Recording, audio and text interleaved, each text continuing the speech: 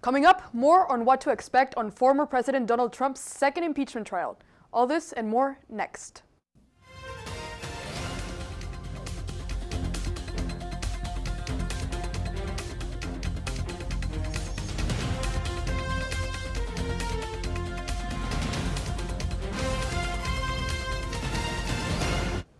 Welcome to WEBN News. I'm Patty Tamayo. We begin with an insight on former President Trump's second impeachment trial. Former President Donald Trump will face his second impeachment trial on Tuesday. Many details about the trial itself remain unanswered. For example, it is still unknown if there will be any witnesses called, how long the trial will last, or if it would be possible to impeach a former president. What we do know is that Trump has denied to testify, which means some of the evidence against him might be drawn from video and social media. We also know it is unlikely that the 17 Senate Republican votes will flip against him, which means the purpose of the trial is more about holding the former president accountable to the public eye and preventing future re-election. As to whether or not it is possible to impeach a former president, that will be sorted through the trial. However, Republicans believe it is unconstitutional since he is no longer in office, and Democrats hold it is rightful considering the accusations are of actions that happened while in office. This is set to be a historical and highly divided trial, but at least both parties can agree the process must be one decided on quickly. Despite the impeachment trial coming up, Trump's lawyers insist on his innocence when it comes to inciting the Capitol riots. However, the argument against them is Trump's public remarks and online presence instigated the riots. We fight like hell, and if you don't fight like hell, you're not going to have a country anymore. Trump's team submitted a brief on Tuesday where they gave his formal position on the accusations. They also insist he was in his own right to believe he had won the election against, quote, insufficient evidence, end quote. But they avoid defending his claims of a stolen election. His team also reminds the Constitution forbids the Senate to impeach a former president when he's out of office, which means the legality of the process will be a major discussion point during the trials. A new poll from Ipsos shows a narrow majority of Americans support the conviction of former President Donald Trump. The poll number reveals a larger amount of supporters compared to those for his first impeachment trial. 56% of Americans say Trump should be convicted and barred from holding office again, while 43% say he should not. The platform claims some of the things that have shifted public opinion have been the events of the Capitol riots and the increased perception of extremism from the GOP. Now we go to our White House correspondent Ella Ward for more on the Biden administration's first few days at the White House. Ella? Thanks, Patty. President Joe Biden has preached a goal of unity since November's election. With former President Donald Trump's impeachment set to take place mid-February, this becomes a difficult promise to fulfill. Biden stated Trump must be held accountable for the attempted insurrection of the Capitol on January 6th. But the new president has not directly endorsed Trump's impeachment. Biden hopes for the nation to see themselves not as Democrats and Republicans, but Americans. With the country very divided, the impeachment will not aid Joe Biden's quest for unity across the aisle, at least not right away. President Biden has signed many executive orders since his inauguration. They span several topics and both instate new policies as well as reverse many of former President Trump's policies. These include rejoining the Paris Climate Accord and the World Health Organization, as well as halting construction on Trump's border wall and undoing the expansion of immigration enforcement.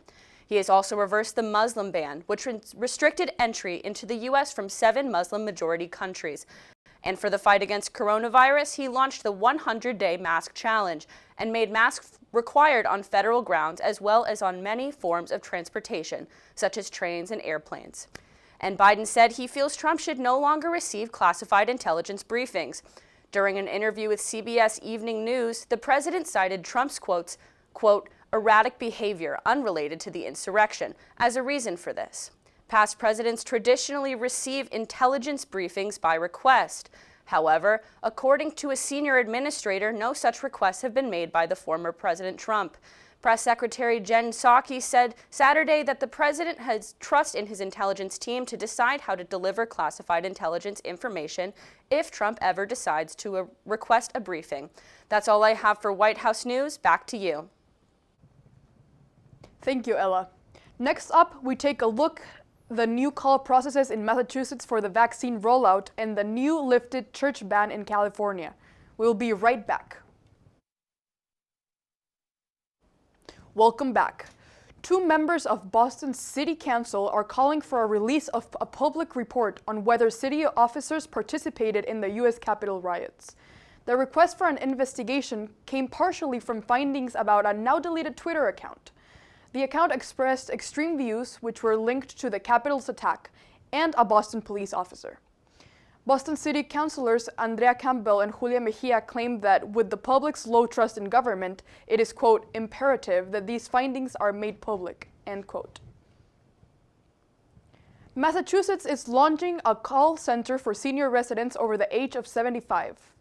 This is to help these residents take their COVID-19 vaccine appointments over the phone rather than through the state's website.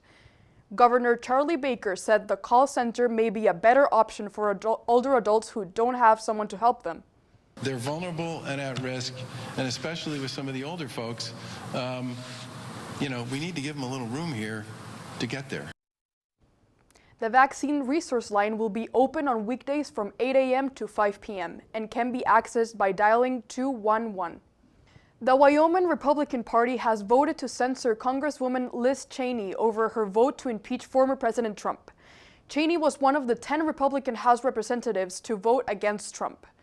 The censor revolution says the state party will not raise money for her in the future. They also ask that she repays any donations made to her in her 2020 campaign. The Supreme Court lifted the ban California set in for indoor church service. California had this ban to limit people in close proximity to reduce the spread of the coronavirus. However, the High Court did not see this ban being distributed fairly throughout the entire state.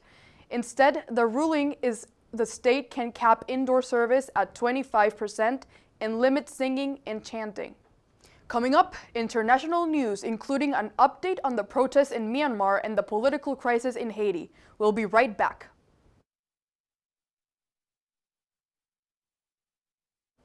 Internet access in Myanmar is restored after authorities cut it as a response to the increase in protests. Thousands of protesters marched last Sunday against the coup that ousted democratic leader Aung San Suu Kyi. Their protest was met with military resistance, and the cut of electric power led to internet shutting down. Access since has been restored, and people in Myanmar continue to protest the arrest of their elected official. Political crisis unleashes in Haiti after current President Jovenel Moïse refuses to resign. Two different interpretations of the Constitution are at the front of this issue. His side states his 5-year term ends in 2022. His opposition claims it ends this February. Moïse ordered the arrest of at least 23 people as a result of the coup that demanded his step down. President Joe Biden's administration supports the position of Moïse and his presidency continuing until his term finishes next year.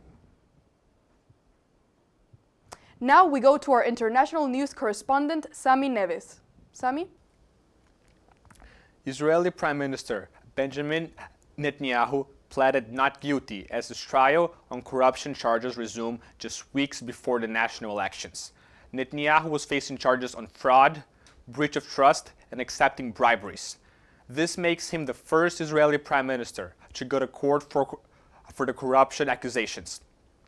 Netanyahu denied all charges, accused the investigators of a political bias against him, and called himself a victim of a witch hunt as hundreds of protesters awaited the verdict outside of the courthouse.